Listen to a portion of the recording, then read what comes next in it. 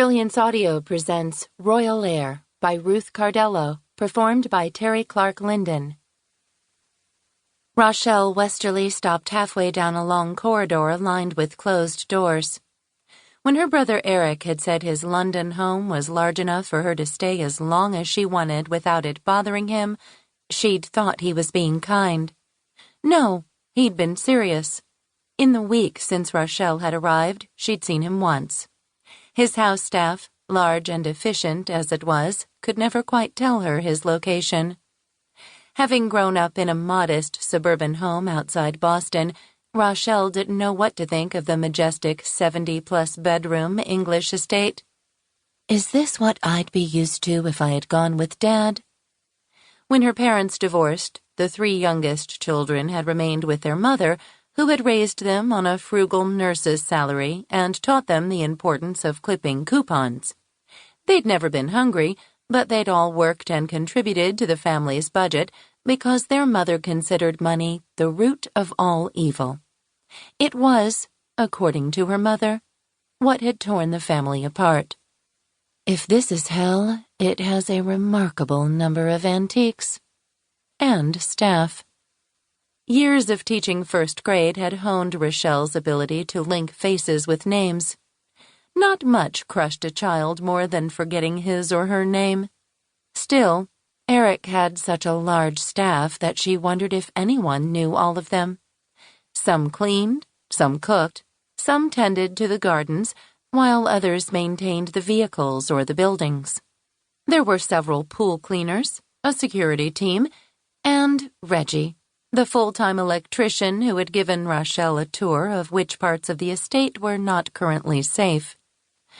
Who has a house so large parts of it are unsafe to venture into? Movie stars. When Rachelle had asked Eric about those areas, he'd said renovations were the norm for any estate from the 1800s. Homes that were once built and owned by royalty were now often sold off to commoners, because the cost of maintaining them was staggering. Then why own one? Rachelle had asked. Eric had shrugged and said, "It seemed a shame to let nature reclaim it. Besides, it's not like I can't afford it. You could as well if you asked Dad for your inheritance."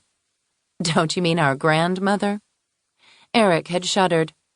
"Ugh, there's not enough money in the world to make asking Delinda for anything worth it.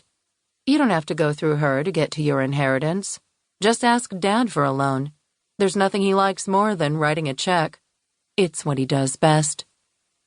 "Is that how you pay for all this?" Rachelle had asked. Getting to know her brother was why she'd come. "I wish."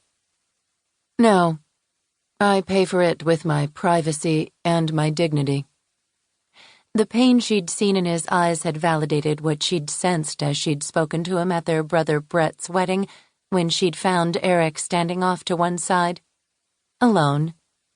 He might have always been able to afford anything he wanted, but it hadn't made him happy. It saddened Rachelle to realize that the fame Eric had found on the big screen hadn't either.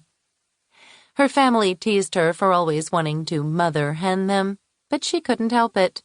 She worried about people. Every child who had ever occupied a chair in her classroom had left with a piece of her heart. She remembered a veteran teacher once telling her she'd need to toughen up or she'd never make it as a teacher. She hadn't even tried.